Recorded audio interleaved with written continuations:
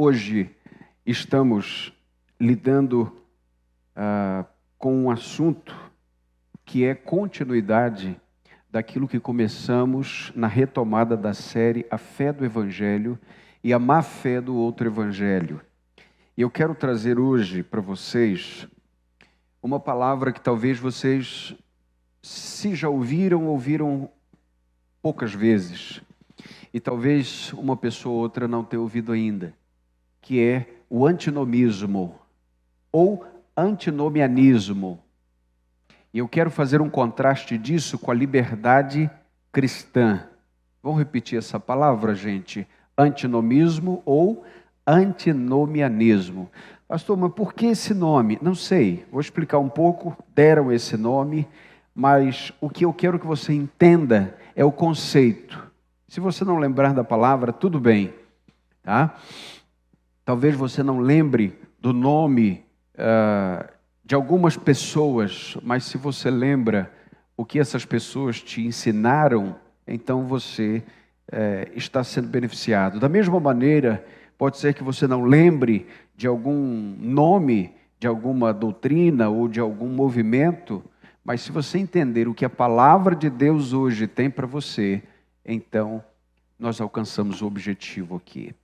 E eu quero partilhar com vocês hoje Romanos capítulo 6. Abra aí a sua Bíblia, Romanos capítulo 6. E nós vamos ler dos versos 12 a 15.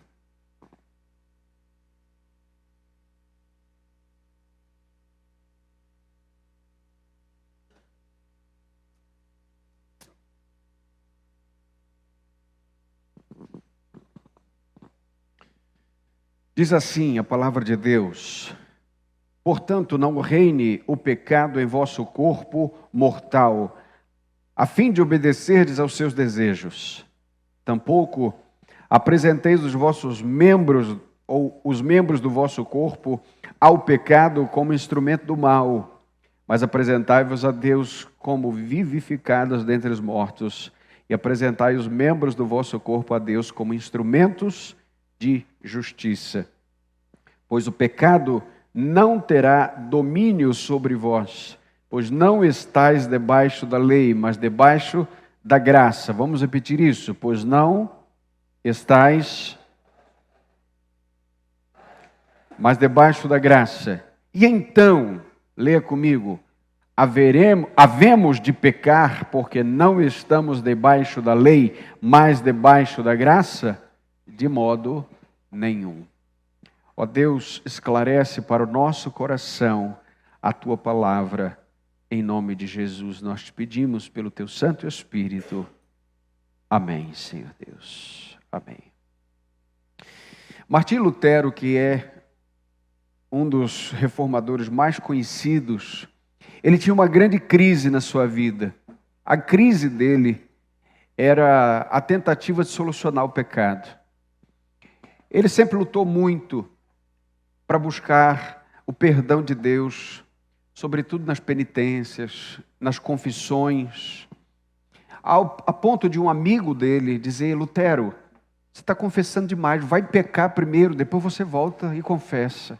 Tamanha crise dele, será o que é pecado, será o que não é pecado? E certamente isso tinha uma relação direta com um problema de interpretação que ele tinha da Bíblia até então. E depois isso abriu muito claramente em sua mente, sobretudo quando ele compreendeu Romanos capítulo 1, versículo 16. O que aponta para a justificação do pecador pela fé. Mas veja, quando Lutero lia a palavra de Deus, ele fazia duas perguntas que ninguém deve fazer. A primeira pergunta, a pergunta que ele fazia é: este texto tem a ver com a lei ou tem a ver com o evangelho? Isto é lei ou é evangelho? Essa é a pergunta errada a ser feita. Porque o evangelho tem dentro de si a lei de Deus. Grave isso, preste bem atenção. Não vou agora não. Aproveita essa palavra. O evangelho tem a lei dentro de si. E o evangelho tem a graça de Deus dentro de si. E havia, na época de Lutero, um debate sobre se a lei deveria ser abolida ou não. Inclusive, um de seus conhecidos, chamado João Agrícola, ele tratava de que a lei deveria ser completamente abolida. E a partir disso, Lutero foi buscar mais informações sobre isso. E ele deu o nome desse pensamento, desse sentimento, de antinomismo. Eu quero já dizer, ou antinomianismo, o que isso significa? Anti é contrário, tá certo? E nomos tem a ver com lei, por isso Deuteronômio, tá? Nós temos um lei, o livro da lei, ou os livros da lei, os primeiros 5, tem esse nome por conta disso. Portanto, antinomianismo, antinomismo, é uma aversão contra, é uma aversão à lei de Deus, é um sentimento contra a lei de Deus. Ou seja, eu não quero a lei, eu só quero a graça. Não sei se vocês já ouviram isso, mas eu já ouvi muitas vezes. A grande controvérsia, portanto, se dá no versículo 14 do texto que lemos. Eu quero lê-lo novamente com você. Pois o pecado não terá domínio sobre vós, pois não estáis debaixo da lei, mas debaixo da graça. A grande questão é o que isso significa. Se eu não estou debaixo da lei, ora, então eu não preciso da lei, eu preciso só da graça. Esta é a interpretação rasa, inicial. Ou seja, eu posso jogar a lei fora, eu posso jogar o Antigo Testamento fora. Bom, isso se reforça principalmente numa leitura errada do que Paulo fala, por exemplo, em Romanos, no capítulo 3, por exemplo, ele diz que ninguém será justificado pelas obras da lei, e pela lei vem o pleno conhecimento do pecado. E no verso 21 ele diz que sem lei se manifestou a justiça de Deus. E no capítulo 4, versículo 15, diz que a lei suscita a ira. No versículo 20 do capítulo 5, ele diz que a lei sobreveio para que se avultasse a ofensa. Ora, quando nós lemos isso em Paulo, parece-nos que Paulo está colocando a lei de escanteio, parece que ele está desprezando a lei, sobretudo quando nós lemos aqui no versículo 14 do capítulo 6, texto em tela para a gente, não estamos debaixo da lei, mas debaixo da graça. O que tudo isso significa? Por que isso é importante, meus irmãos? Porque isso tem a ver com o comportamento do crente hoje. Não esqueça disso. O antinomismo é um grande problema, e nós vamos identificar isso aqui nesses breves minutos que temos. A grande questão, portanto, é responder hoje de que maneira nós não estamos mais debaixo da lei. Ok? Primeiro, nós não estamos mais debaixo do aspecto civil e do aspecto cerimonial da lei. E eu quero já começar aqui relembrando a vocês sobre as 3 esferas da lei de Deus. A primeira esfera é a esfera civil. Quando o povo de Deus saiu do Egito, o povo de Deus não sabia nada de convivência. Eles não sabiam como morar, eles não sabiam como conviver um com o outro. Eles não sabiam como construir as casas, até porque eles nunca haviam construído nada. Nunca haviam lidado com próprias leis. As leis que eles conheciam eram as leis do Egito, tá certo? A única coisa que eles sabiam é que eles tinham que acordar muito cedo, trabalhar duro o dia inteiro, dormir pouco e trabalhar para produzir muito para o Egito. Portanto, eles ainda não eram um povo organizado com uma lei própria. Quando Deus tira esse povo e leva esse povo para o deserto, agora Deus dá uma lei. Por quê? Porque eles precisam conviver. Vocês estão entendendo isso? Você imagina um povo que só entende a lei do chicote, agora vai ficar no meio de um deserto, olhando para o nada, na escassez, farinha pouca, meu pirão primeiro? Imagina como é que vai ser isso aí. Deus dá uma lei para eles. E o Código de Moisés tem mais de 600 leis, tá? 613 leis para ser exato com você. E dentro dessas mais de 600 leis, Deus deu 10 leis muito claras. E o nome dessas 10 leis chama-se 10 mandamentos, ou o decálogo. Tá? Portanto, veja, a primeira esfera da lei era civil. O povo tinha que saber conviver. o povo tinha que saber como trabalhar, o povo tinha que saber como plantar, o povo tinha que saber como construir, o povo tinha que saber como julgar as questões. E aí Deus dá muitos parâmetros para esse povo. Agora veja, nós não estamos no deserto aqui. Nós não construímos casas como eles construíam.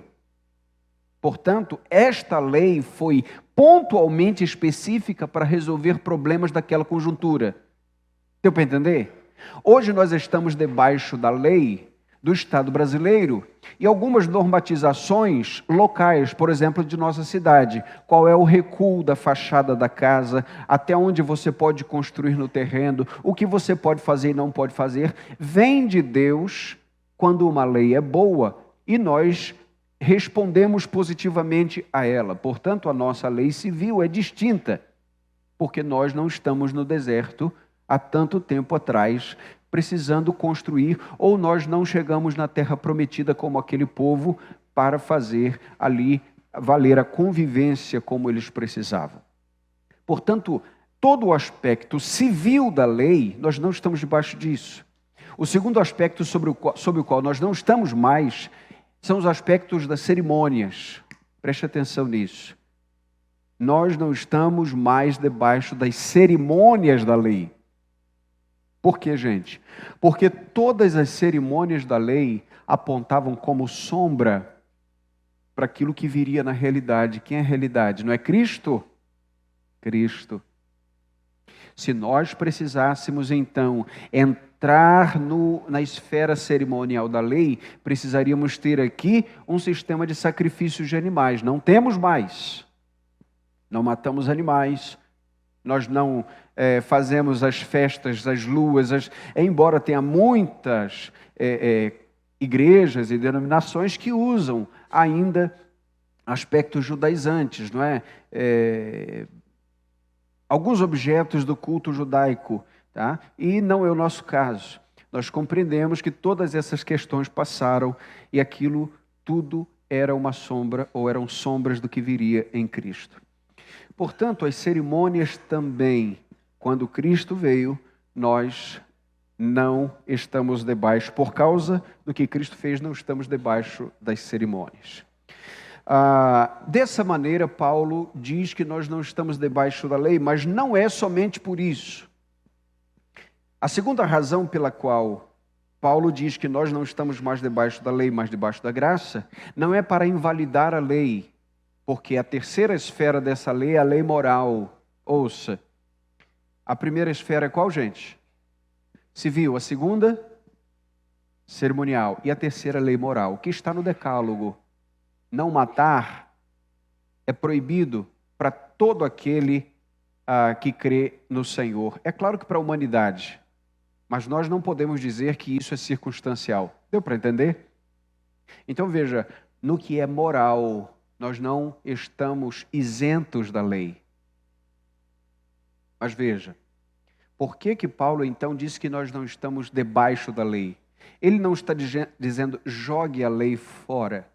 O que ele está dizendo aqui, portanto, é que agora não estamos debaixo do julgamento da lei, porque a lei, quando errássemos, nós teríamos de ser punidos muitas vezes com a morte.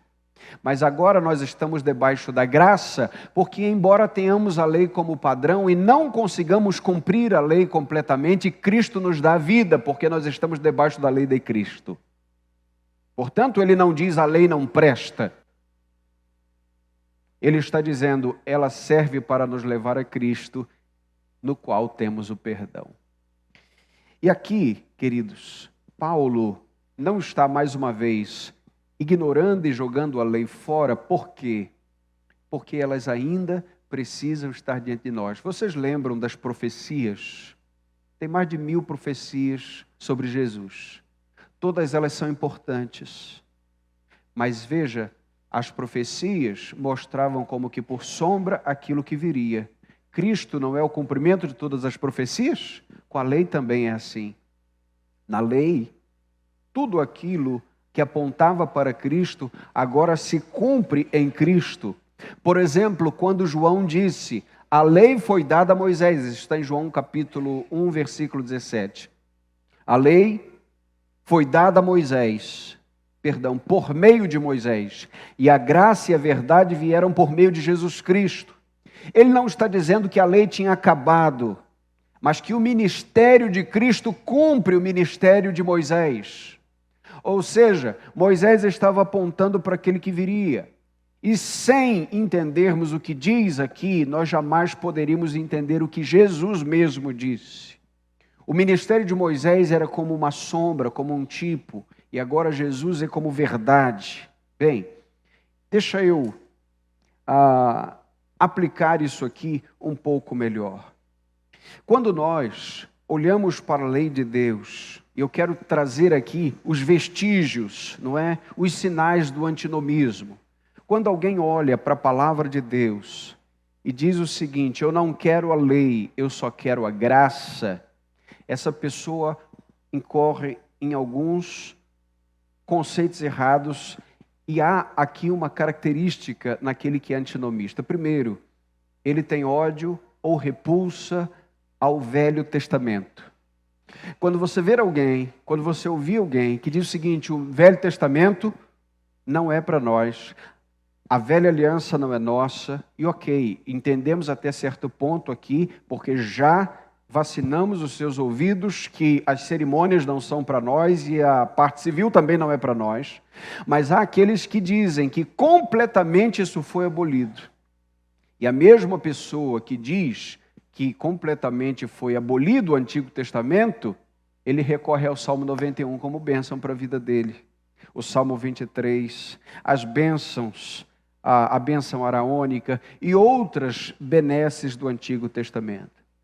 Alguém que é antinomista tem uma visão de Deus bipartida, ou seja, o Deus do Velho Testamento é mau, o Deus do Novo Testamento é bom. Alguns vão incorrer no erro gravíssimo de dizer que o Deus do Velho Testamento se converteu agora, ele é o Deus do Novo Testamento. Tá? Talvez ele não diga isso para você, mas atrás do conceito dele está essa questão. Portanto, veja o perigo, porque o antinomista vai dividir lei e graça. São coisas diferentes para ele, que não se tocam e não conversam. E qual é a consequência, então, meus irmãos, do antinomismo? Qual é a consequência daquele que diz: eu não quero a lei, eu só quero graça, eu só quero Cristo? A perda das referências sobre pecado. Vou repetir: a perda da referência de pecado. Portanto, veja, abra aí a sua Bíblia em Judas. Só para que a gente compreenda a forma que o antinomista prega. Judas é uma denúncia dos falsos mestres. Tá?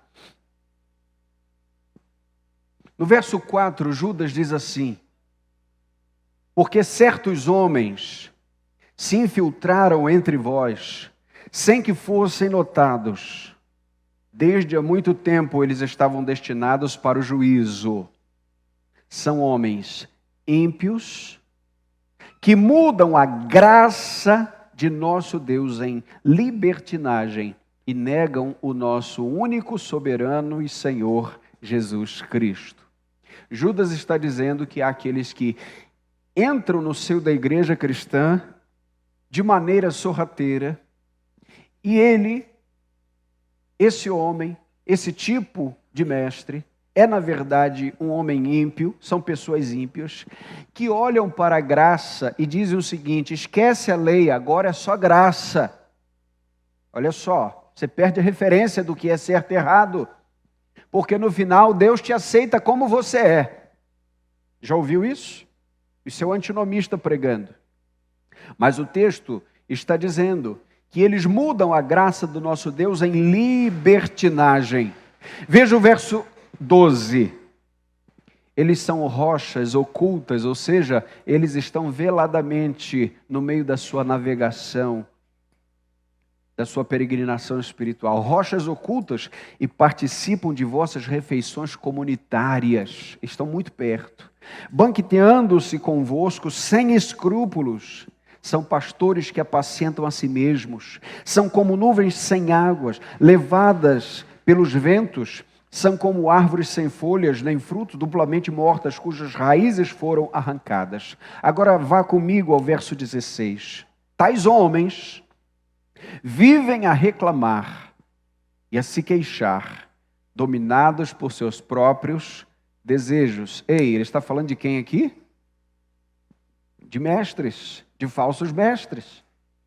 E eles estão pregando que a lei não presta mais, que a lei não serve mais, que os 10 mandamentos não existem mais, que agora é somente a lei do amor. E veja, a sua boca profere coisas muito arrogantes, adulando pessoas por interesse. Uma das maneiras mais claras de identificar um falso mestre é a arrogância dele, a empáfia desses homens e como eles vomitam as suas doutrinas. Mas vós, amados, lembrai-vos do que foi previsto pelos apóstolos do nosso Senhor Jesus Cristo, os quais vos diziam: nos últimos tempos haverá pessoas que zombarão, dominadas por seus desejos ímpios. Grave aqui, desejos ímpios. São estes os que causam divisões, vivem conforme suas tendências naturais e não têm o Espírito. Portanto, veja, qual é a consequência do antinomismo?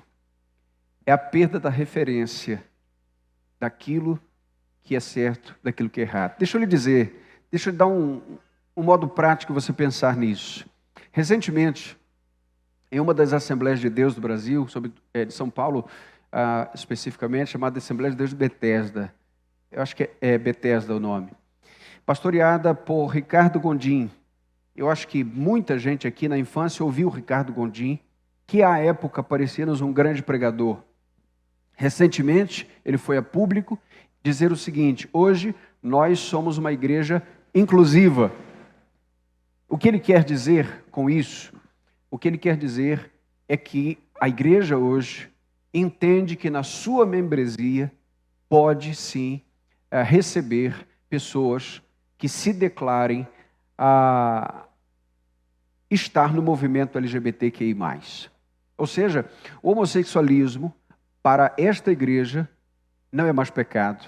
Os padrões de Deus agora para essa igreja são relativos. Por que isso, gente? Porque a lei moral de Deus foi jogada na lata do lixo. E agora é amar uns aos outros, paz e amor. Deu para entender? Compreende como o antinomismo vai entrar aí no seio da igreja? E como o mundanismo e como o secularismo encontra uma porta aberta pelo púlpito? E nós precisamos entender isso aqui. Nós precisamos compreender, e aqui eu trago 3 notas importantes sobre a lei. Primeiro, precisamos entender que a lei é boa. A lei é boa. Paulo, em Romanos capítulo 7, versículo 12, diz: de modo que a lei é santa, e o mandamento santo, justo e bom. Portanto, ele não está jogando a lei fora. Portanto, ele não está jogando a lei fora. Ele não está dizendo agora ela caducou. Agora nós não precisamos dos 10 mandamentos. Não, ele não está dizendo isso. Ele está dizendo, a lei é santa. Portanto, o decálogo, os 10 mandamentos, hoje para nós continuam na regência do comportamento cristão. Este é o ponto aqui. Escrevendo a Timóteo, no capítulo 1, no versículo 8, a sua primeira carta, ele diz: sabemos, 1 Timóteo 1,8, que a lei é boa, desde que seja usada de forma legítima. 1 Timóteo, capítulo 1, versículo 8. A lei é boa, disse Paulo, desde que usada de forma legítima. Ou seja, há uma maneira correta de usar a lei para que ela se mostre boa. Portanto, a primeira lição sobre a lei é que ela é boa, não é má. A segunda é que a lei é necessária para nós. Por que a lei é necessária para nós, gente? Porque a lei foi dada por Deus, primeiro, para mostrar os padrões de santidade dele. Segundo, para nos mostrar que na queda esses padrões são inalcançáveis por nós. E isso faz com que esta lei, então, nos entregue a Cristo, porque nós somos incompetentes para alcançá-la. Nenhum de nós aqui gabarita a lei. Ninguém consegue gabaritar a lei, por isso a lei foi necessária para que nós estejamos em humildade diante de Cristo, entendendo que nós precisamos dele. Portanto, a lei é boa. Segundo, a lei é necessária. Terceiro, a lei é como os padrões de Deus chegam a nós. Se você perceber, meu irmão, minha irmã, olhe para todo o processo da lei de Deus. Nos primeiros 5 livros ali, de modo geral, tá? Você tem o Pentateuco. Alguns vão dizer que os livros da lei, de fato, são os 4, não os 5, né? Deixando Gênesis como uma introdução. Alguns vão tratar isso como Tetrateuco, mas não importa, isso é nomenclatura. Olhe para os livros da lei e perceba que somente o Decálogo, foi o próprio Deus que escreveu. Percebeu isso? Somente o Decálogo foi escrito em pedras. Somente o Decálogo, ou seja, somente os 10 mandamentos estavam dentro da Arca da Aliança. Você sabia que tinha uma cópia da lei dentro da Arca da Aliança? E que sobre essa Arca da Aliança, no propiciatório, estava o sangue da propiciação? Ou seja, era mostrando que ali dentro estavam os padrões de Deus e que nós não poderíamos alcançá-los, mas que o sangue de Cristo que nos garante a redenção já estava previsto, porque nós somos incompetentes para isso aqui. Lá a graça já estava funcionando. Assim como a lei. Embora vista como sombras. Você lembra, querido e querida, em Josué capítulo 9, preguei isso aqui, quando o povo chegava no Ebal e tinha lá um altar, eles tinham que construir um altar com pedras toscas. E naquele altar não podia ter pedra entalhada. E naquele altar, veja, tinha que ser derramado o sangue do sacrifício, mas naquele altar também tinha que ser lida a lei de Deus. E no outro altar, e no outro monte, esse é o Ebal, no outro monte era o Gerizim, onde as bênçãos do Senhor eram proferidas. Perceba que em Ebal os pecados eram perdoados por causa do sangue que prefigurava o sangue de Cristo. Bem, como é que a gente aplica isso na nossa vida? Eu acho que deu para você entender, meu irmão, minha irmã, que quando você ler o Antigo Testamento, você precisa ter uma visão correta sobre o que é civil, o que é cerimonial e o que é moral. Porque aqueles que jogam a lei fora, jogam todas as esferas da lei. E eles dizem, agora é só Cristo, ou é só Paulo. E alguns vão dizer, nem Paulo, agora é só Cristo. E eles vão depenando a Bíblia como se a Bíblia fosse um livro de colcha de retalhos. Mas não é. A Bíblia, com seus mais de 40 autores e mais de 1.500 anos para ser concluída como texto escrito, em continentes diferentes, com mentes diferentes, tem uma linha de pensamento única e um fio vermelho que traspassa do Éden até o dia da nossa redenção final. Cristo sendo apontado como aquele que é o centro de todas as coisas. A grande questão é que nós precisamos aplicar isso na nossa vida aqui hoje. Em primeiro lugar, quando você for falar do Evangelho, não deixe de apresentar a lei antes de apresentar a graça. Já falamos isso aqui exaustivamente. Não ofereça uma salvação para um pecador que não se sente perdido. Mostre nos 10 mandamentos quantas vezes ele já errou. Mostre na lei de Deus, não fale de cerimônias, não fale de... Não, Mostre a lei moral. Isso está certo na sua vida? A partir disso, você vai compreender que as pessoas não precisam de conforto no seu pecado. Elas precisam de confronto. Porque quando você chega para o pecador, quando você chega para o ímpio, e você diz, olha, Jesus te ama, Jesus tem um plano na sua vida, o que ele sente, gente? Poxa, como eu sou amado, como eu sou recebido, como eu sou aceito. E ele vai para o inferno daquela maneira. Agora, quando a lei de Deus é apresentada, ele sente os pesos do pecado. Mas não pare aí. Apresente Cristo. Porque a lei só tem a função correta se ela apontar para Cristo. Se ela levar o pecador desistente de si mesmo até Jesus. Portanto, quando for apresentar o Evangelho, apresente a lei e a graça. Segunda aplicação para a sua vida. Ouça isso, hein? Cuidado para não pensar como um antinomista, mas agir como se fosse. Não, pastor, eu entendo as leis, eu entendo que o Senhor deixou aqui para que sigamos, eu entendo que eu não devo matar, que eu não devo adulterar, que eu não devo dar mau testemunho, que eu devo sim, enfim, honrar pai e mãe, eu sei tudo isso, eu sei que é pecado. Mas lá no final, lá no fundo, preste atenção, eu sei que Deus pode me tolerar com o pecado que eu decidi continuar com ele. Como se não tivesse lei. Eu sei que Deus está condenando o pecado na sua lei. Mas eu sei que no final tem uma graça que me sustenta, então eu vou dar mais uma caminhada nesse pecado aqui. Ok, você não é antinomista, mas você está agindo como se fosse. Deu para entender aqui? É importante que a gente compreenda que o jovem rico não era antinomista.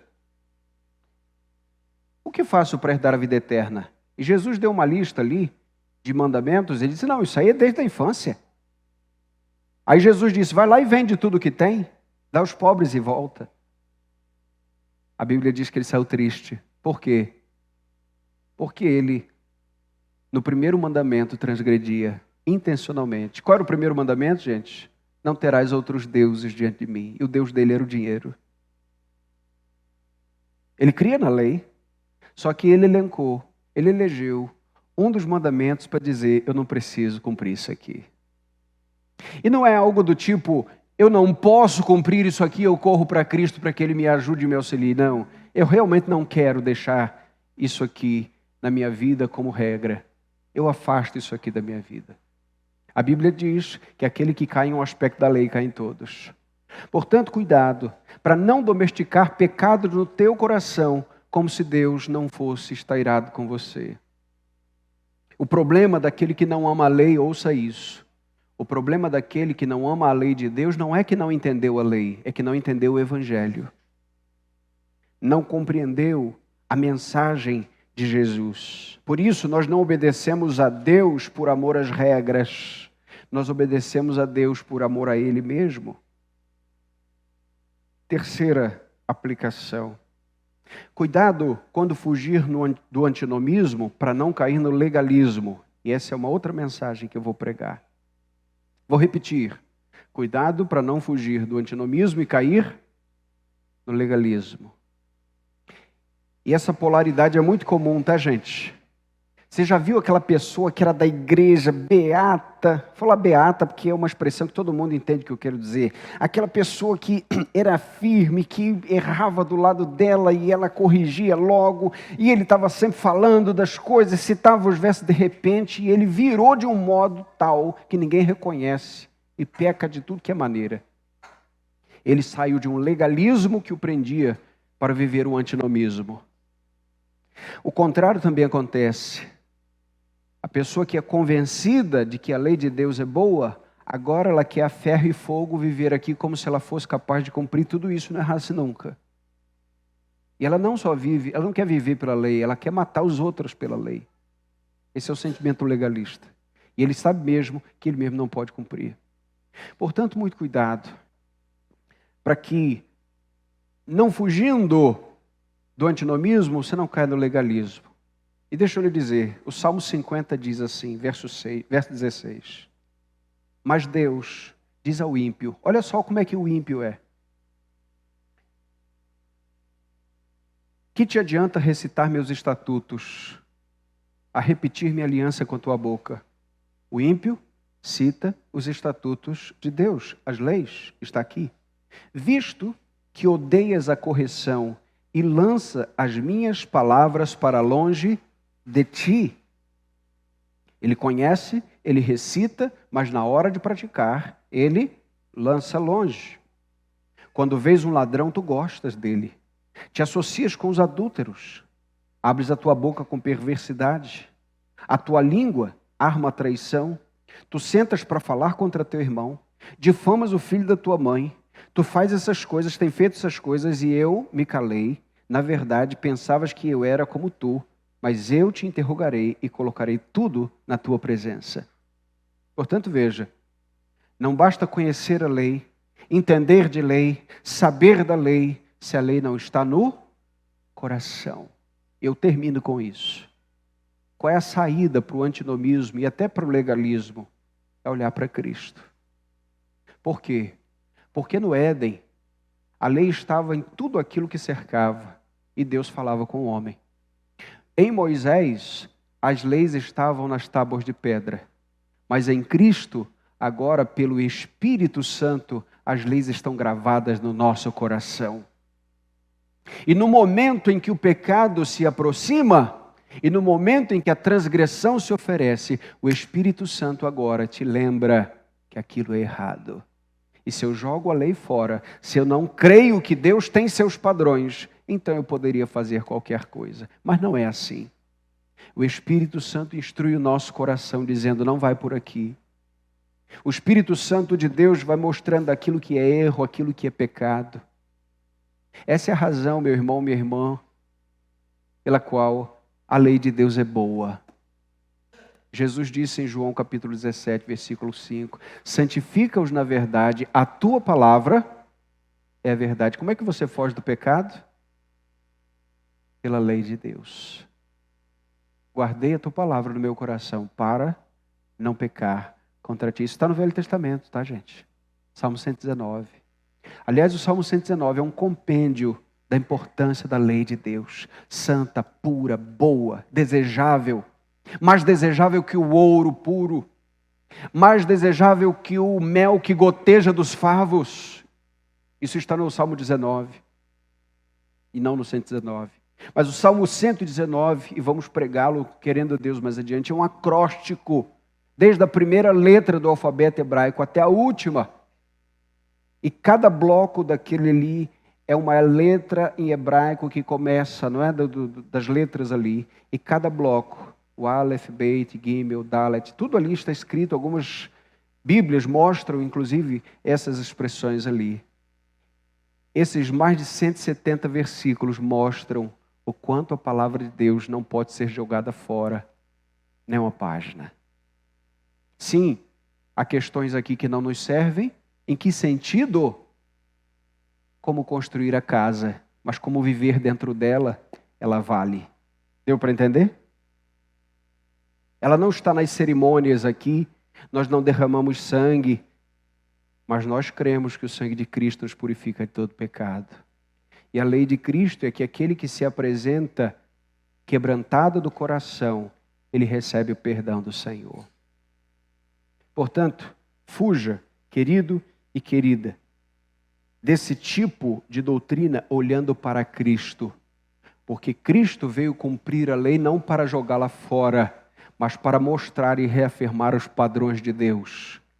E quando Ele mostra os padrões de Deus e nós não cumprimos, Ele é suficiente para cumprir por nós. Lembra? Não adulterarás? Jesus não joga isso fora. O que Jesus fala? Deixa eu aprofundar para vocês. Vocês acham que só deitar com a pessoa? Se você teve um pensamento impuro com ela, você já adulterou. Piorou ou melhorou a lei? Você acha que é só não matarás? Mas odeia teu irmão? Você já é réu. Jesus está jogando a lei fora? Não. Jesus está subindo o sarrafo. Porque agora a lei tem que estar no coração. E o termômetro disso é o Espírito Santo que dá para o crente. Portanto, não fique vivendo uma vida de pecado como se fosse liberado pelo próprio Deus. Porque Deus ama, escolheu para si um povo santo que está sendo santificado a cada dia pela própria palavra dele. Que Deus nos abençoe nessa manhã. Em nome de Jesus. Amém e amém. Primeira Igreja Batista de Muriaé, 90 anos. Glorificando a Deus e fazendo discípulos.